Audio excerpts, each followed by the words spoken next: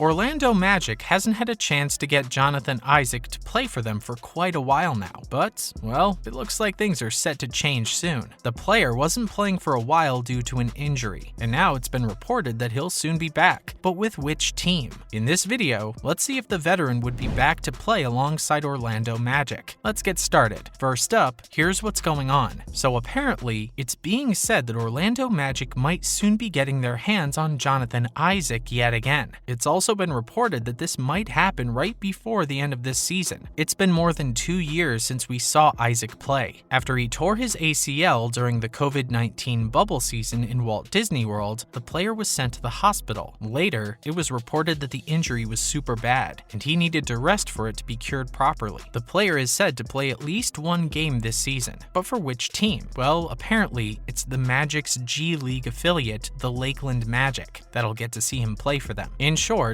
Isaac will be playing for the affiliate team this week. ESPN's Adrian Wojnarowski reported that the player is planning to return to the NBA soon. This is the reason why he's looking into opportunities to play with teams. It's not like he had left the sport entirely. Reportedly, he'd been practicing with the Magic since December, but he didn't actually get to play professionally. Next up, here's when we last saw him and what happened. In August 2020, the player got his knee injured, and the last time we saw him was when he was being wheeled off the court. The incident didn't allow him to play, and he had to miss the rest of the season. But that wasn't all. The problem was bigger than just 1 season. His injury worsened with time, and he was forced to miss 2 more seasons since he needed to recover from the torn ACL as soon as possible. The last time he was with the Magic team, the members were different. In the past 2 years, the team has had major changes, and we're sure that he won't be returning to the same team as he knew before. Today, the team has Jamal Mosley as the head coach, while it features a lineup with 4 first-round picks that the team had taken since 2020. At the moment, the team is in its 2nd season with the new head coach. The new lineup includes 2022 number 1 pick Paolo Banchero, 2021 number 5 pick Jalen Suggs, and number 8 Franz Wagner. Not just that, it also includes the 2020 number 15 pick Cole Anthony. While all 4 of them are amazing, Banchero has proved one of the best ones so far. In fact, he even won Rookie of the Year. Not to mention, Suggs, Anthony, and Wagner have been providing such excellent and solid play. After all, they're still young and have a lot to offer. Not just that, the team has also added Wendell Carter Jr. as well as 7'2" Bol Bol. Following up, Isaac will be joining a brand new team on his return. As we mentioned earlier, the team has made big changes in the past years, and we believe that Isaac is well aware of all this. While the head coach and the other players aren't something that one should be worried about, we note that Magic will probably be implementing a lot more changes soon. In fact, it's been said that this team might end up playing a major role in the trade deadline, all because of the team's unique and young roster. As Jake Fisher of Yahoo Sports puts it, the team's 15-26 record just halfway into the season has put them in a potentially lottery position, since it might allow them to snag top draft talent. Up next, let's see how Isaac's return might be helpful for the team. Yes, it's true that the player was out for a while, but it doesn't mean that the player isn't the best of all. Even if he's returning after 2 years, he'll be quite a big asset for the Orlando Magic. His return will give the team some more veteran leadership in the front court, which is definitely a good thing. If we recall, the player was enjoying a perfect season before he got injured. Looking back at his stats, we see that he shot 47% from the field and averaged 11.9 points per game and 6.8 rebounds per game. For those who don't know, these all were his career high marks. So yeah, he was at the peak. He might not be in the same place for the team as before, but we believe that he'll be a perfect addition at this point in time. Following up, let's talk a bit about the team. Well, we'll soon get the official news of the player joining the team, but let's discuss a bit about the Orlando Magic in itself, since the team is doing some great stuff out there. If you were one of the people to watch the entire Monday night's Orlando Magic, you must also know about the way they lost to the Sacramento Kings. If that's so, count yourself as one of the staunchest fans this franchise has ever had. The 136-111 defeat was definitely outrageous, and the Kings did everything they could to make their opponents cry. But we'll have to agree that Orlando Magic was also perfect, but they couldn't stop the Kings from making a franchise record. One thing that we noticed in this game was that there are some ugly parts to the Magic roster, and if it wasn't for this game, they wouldn't have been revealed. The construction is problematic, both physically and mentally. The beginning of the game was okay. There were a few good good moments too, but later on there was nothing that we could label as passion or desire to win. There was no fight for the win, and by halftime, everyone knew there was no way for this team to actually turn the results over and win. And the sorry departure was just weird. This loss was later preceded by a third win over the Golden State Warriors. Next, this demoralizing loss was really something. The team was said to be wobbling after this loss, but we think they've still got that in them, and they shouldn't let this one loss make their entire value worthless. They still have 3 more games to play, and they still have a big chance to win them and return home with something at least. They'll be playing against the Portland Trail Blazers, Utah Jazz, and Denver Nuggets, something that the fans are calling a daunting gauntlet of games. And we're really hoping for the team to go on a winning spree, making a 0-3 streak during this stretch. If they get to do this, they'll go home with something that they could call a sizable hit. Not to mention, the team has done enough to make everything super bad. As if the loss wasn't enough, the team has done another thing to make matters worse. The team apparently went 5-14 on the road this season. They shot a very poor score of 33.4% from deep in these contests. If we compare this score with what they do at home, we can say that they're much respected there, since it's 10-12 that they have on the stats. Not just that, they also shot a marginally better 35.2% from three-point range. But there's one thing that might be more like grace among all this disrespect. We're talking about their wins against the Boston Celtics last month. This win was later on display when they beat the Warriors at their own place, so we can say that they're still up for tussles. They have some ways to prove their talent. Their game with the Trailblazers might be a cause of concern though, as they might be on the less appealing side as of now. Apparently, the Magic needs some special motivation to beat others. From what we've noticed so far, it seems like the team only goes above and beyond when the stakes are high. In their game with Sacramento, the team simply couldn't see the level of disrespect it would bring, and that's why they failed to get themselves up for the challenge. We'll have to say that this was all because the team was still young. The players are new, and they don't have much experience in the field yet. They're still looking into the way they could possibly find their feet. In a season, there are so many players they come across, and we'll have to admit that for players in that phase, beating high-end players feels more like a big deal. But when it's against others, it just doesn't hit right in the guts. It doesn't motivate them enough to play their best game ever. And this explains why and how the team was able to easily let go of Barnes for 30 points, even when they could actually take him down, since they had players like Paolo Banchero and Wendell Carter Jr. These players had the ability and the body to beat him, or at least slow him down on several possessions. But we think that the head coach must address and figure out the solution for this. He's brought so much great stuff to the team, but this inability to get the team to focus on each game equally isn't right. Lastly, we understand it might not be easy, but it's the need. Yes, it's true that it's almost impossible to show off the same playoff intensity every single time the team comes face to face against another team, but they could at the very least try to be all in for the game. The difference shouldn't be so highly drastic after all. We wonder how it isn't still unacceptable for them. These road trips are always taxing on the body, and these do affect the schedule as well. Fans believe that they could do much better, and we are yet to see whether it's true or not. So let's hold tight and see how much the team can improve in the future. And with this, it's time for us to wrap it up, fam. What do you think about this video? Let us know in the comments below. Also, don't forget to hit these like and subscribe buttons. We'll be back with more amazing content soon. See you at the next one.